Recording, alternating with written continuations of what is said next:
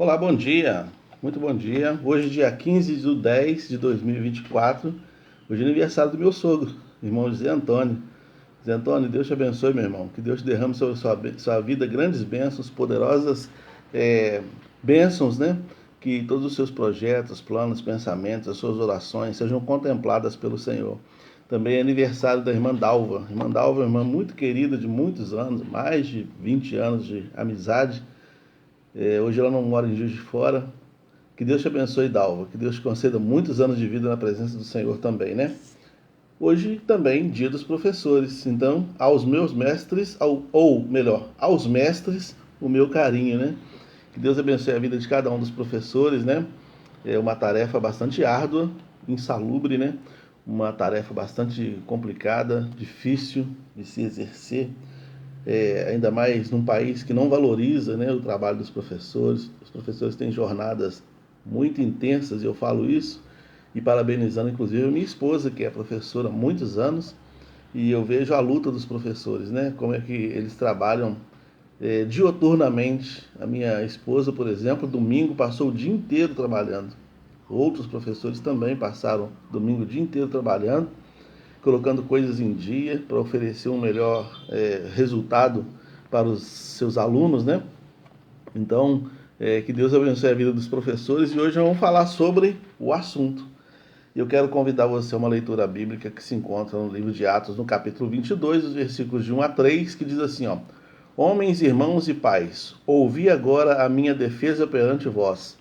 E quando ouviram falar-lhes em língua hebraica, maior silêncio guardaram, e disse: Quanto a mim, sou judeu, nascido em Tarso, da Cilícia, e nessa cidade criado aos pés de Gamaliel, instruído conforme a verdade da lei de nossos pais, zeloso de Deus, como todos vós hoje o sois. Bom, o que significa isso aqui que eu li? Esse texto está dentro de um contexto da terceira viagem missionária de Paulo, o final da viagem. Paulo está fazendo a sua terceira viagem missionária, e quando ele volta, então ele vai a Jerusalém, e lá um grande alvoroço acontece no intuito de silenciar o Paulo, porque a mensagem do Evangelho, a mensagem pregada por Paulo, ela ameaçava toda a estrutura religiosa daquela época. Então todo o farisaísmo, todo o movimento dos saduceus e outras ordens religiosas e políticas daquela época se sentiam muito ameaçadas com os discursos de Paulo, os discursos de libertação do Evangelho. Paulo se levanta como um grande mestre rabino no contexto judaico cristão. Então ele faz a transição, ou ele faz a adaptação, os aplicativos, né, da mensagem judaica para o cristianismo. A gente viu, por exemplo, na última mensagem domingo à noite, sobre a segunda viagem missionária de Paulo, que no capítulo 15 do livro de Atos você tem o primeiro concílio cristão.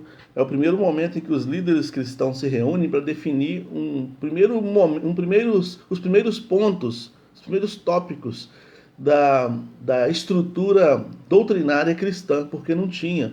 Eles só eram judeus cristianizados, mas agora eles precisam ter um corpo doutrinário do cristianismo. O que é o cristianismo? Quando o cristianismo chega, então, quando a mensagem do evangelho chega então aos mundos helênicos, né, ao mundo greco-romano, é necessário você mostrar que o corpo doutrinário tem. O que eles têm que guardar? Tem que fazer circuncisão? Ou a circuncisão é uma coisa só dos judeus? Tem que guardar o sábado ou é uma coisa só para os judeus? Então você dá uma lida lá em Atos capítulo 15 e você vai ver as primeiras normas do cristianismo ali listadas, e são poucas coisas listadas ali pelos líderes judaicos, pelos mestres judaicos, né? Entre esses mestres estava o Paulo. E Paulo aqui, então, quando ele vai sendo açoitado pelas multidões, sendo perseguido, então ele fala, deixa eu dar uma palavra. O cidadão fala, você sabe falar grego? Porque o contexto era grego. Mas aí a Bíblia diz aqui que Paulo falou em hebraico. Paulo falava várias línguas. Né? Quando ele fala assim, eu falo mais línguas do que vocês, é disso que ele está dizendo, idiomas. Então, ele fala no idioma hebraico para os povos ali, para as pessoas que estavam reunidas ali, e ele então dá uma carteirada. Ele fala, eu fui criado aos pés de Gamaliel. Ser criado aos pés, assim como Maria estava aos pés de Jesus, significava receber instrução. Quando uma pessoa estava aos pés da outra, nesse sentido, aos pés de um mestre, nesse sentido, ele estava recebendo instrução para se tornar também um mestre, para se tornar também alguém que seria o influenciador de vidas. Gamaliel é citado nos anais da história como um dos 3 elementos mais influentes da cultura rabínica, né, do primeiro século. Você tem Hillel, você tem Shammai e você tem Gamaliel.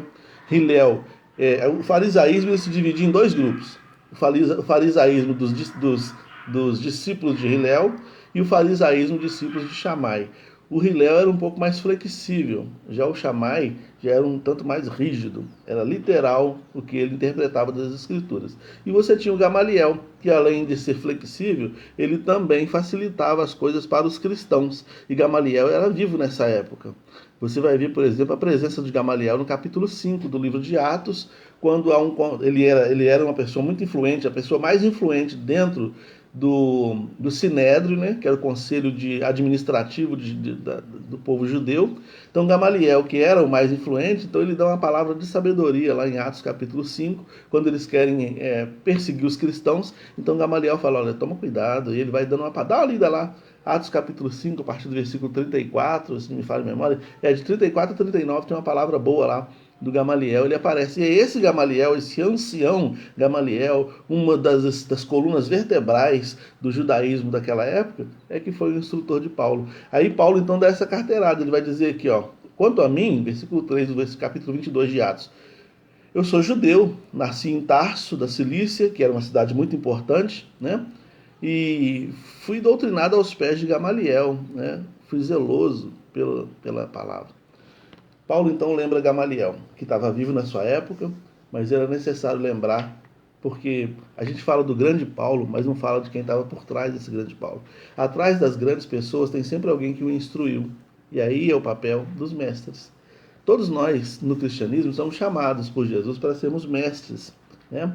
É claro que existe uma categoria diferenciada no sentido de vocação, de dom, mas via de regra, se você vai pegar Mateus capítulo 28, Jesus fala ensinando-os a guardar, ele fala para os discípulos. Então, todo aquele que é um discípulo de Jesus, conhece a palavra do Senhor, precisa se aplicar nela, precisa estudá-la para ser o ensinador dessa palavra, para ser um mestre, né? Agora, evidentemente, como eu disse, existem pessoas que treinam esses mestres, existem pessoas que são chamadas com essa vocação para realizar essa tarefa. Então, olhe bem, essa tarefa de treinamento dos demais irmãos que vão anunciar o Evangelho. Então, veja bem, você lembra aí de algum professor que você teve? Pensa aí. Pensa aí, esse professor lá do primeiro ano, segundo ano. Eu lembro até hoje da tia Marina, eu lembro até hoje de várias professoras que eu tive lá no primeiro ano, segundo ano, terceiro ano, que me ensinaram as primeiras letras, que me ensinaram, pessoas que influenciaram nossa vida, pessoas que influenciaram, pavimentaram o nosso caminho, nos ajudaram a abrir a fonte do saber, né? Mexeram com o nosso interior de tal maneira que nos ajuda a querer buscar mais e mais, que nos ajuda a querer crescer um pouco mais.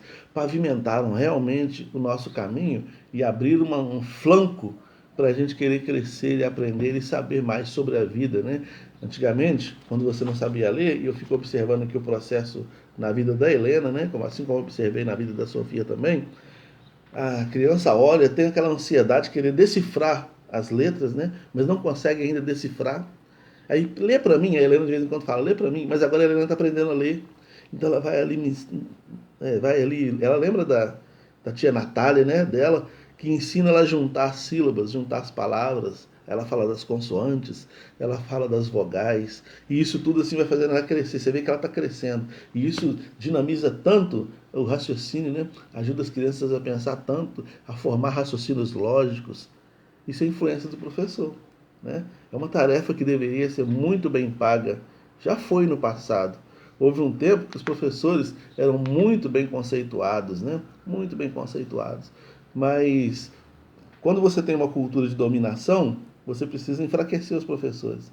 Aí você vai ter uma cultura de dominação. As pessoas não pensam, as pessoas não têm senso crítico, as pessoas não são treinadas a realmente elaborar pensamentos, e elas ficam dominadas por aqueles que fazem isso. Porque as pessoas que emburrecem a população, elas pensam, elas estudam, elas se esforçam, elas se preparam, mas elas não deixam a população se preparar. Então, é um grito de liberdade quando você decide estudar, quando você decide ler, numa sociedade que está presa na tela do celular, só quer olhar a tela do celular, só quer ficar com entretenimentos. É uma revolução você pegar um livro, abrir e ler, sabe, para você crescer, para você se desenvolver, desenvolver o senso crítico, aprender a ter uma visão de mundo mais ampla, né? Então Paulo chega diante dessa multidão aqui e começa a falar em aramaico, começa a falar, vocês veem com aramaico, ele começa a falar em hebraico. Ele estava dentro de Jerusalém. O hebraico que Paulo usa ali era um hebraico que talvez já estivesse sendo meio esquecido. Era essa a razão porque os escribas eram muito importantes. Os escribas eram os homens que pegavam o hebraico antigo de Moisés, que já estava obsoleto por causa das experiências de cativeiro que eles passaram, por exemplo, e lá eles aprenderam siríaco, lá eles aprenderam outras línguas, né? E o aramaico acabou substituindo aquele hebraico antigo. E quando eles chegam na Palestina, eles estão falando grego, eles estão falando siríaco, eles estão falando outro aramaico, mas não falam hebraico mais. Então Paulo se levanta e fala em hebraico. Aí o texto vai dizer assim que quando o pessoal percebeu que ele falava em língua hebraica, aqui no versículo 2, então maior silêncio se fez. Rapaz, esse cara é um mestre. Rapaz, esse cara aí, ele é um escriba, ele é alguém que conhece o Moisés, ele conhece o texto de Moisés. Então Paulo fala. Percebe como é que o saber abre portas? Percebe como é que os corações se abrem para ouvir aquele que tem alguma coisa para dizer? Hoje em dia, as pessoas estão sempre querendo ter alguma coisa para dizer, mas falam e não dizem absolutamente nada, né? Todo mundo quer ter voz, todo mundo quer falar alguma coisa, todo mundo quer ter uma pós-verdade, falar uma coisa em cima do outro, dos que os outros disseram, mas, via de regra, a gente não fala quase nada, né? Quase nada de proveitoso, quase nada de edificante, né? Mas que tal a gente aproveitar que nós somos chamados por Jesus para influenciar a vida de pessoas? E que tal a gente se valer disso e influenciar a vida de pessoas?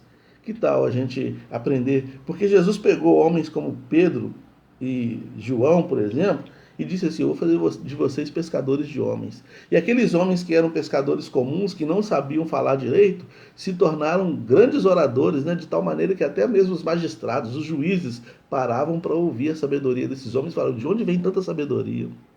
É Jesus que pega um homem endemoniado gadareno, por exemplo, e fala que esse homem: prega aí, vai falar tudo que Deus fez com sua vida.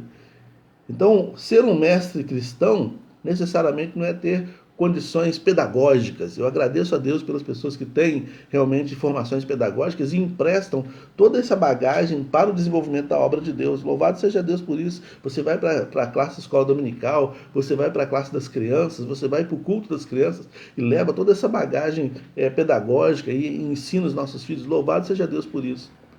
Mas também o conhecimento da palavra nos ajuda a levar o conhecimento da graça de Deus, o que fez o demoniado gadareno, que fez a mulher samaritana, que fez Paulo, que fez Pedro e João também evangelizarem o mundo da sua época. Então, aos mestres, o meu carinho. Que Deus abençoe a vida de cada um de vocês. É, como eu disse, uma profissão insalubre para você que é um profissional da área, mas que o valor maior que você recebe é o fato de influenciar a vida das pessoas. É você olhar um advogado lá na frente e saber que você influenciou, ensinou as primeiras letras para ele. É você ver um profissional liberal lá na frente e saber que você é aquela pessoa que influenciou a vida dele. Então Deus abençoe, parabéns a todos os professores nesse dia 15. Que Deus nos dê uma terça-feira abençoada e guardada na presença dele.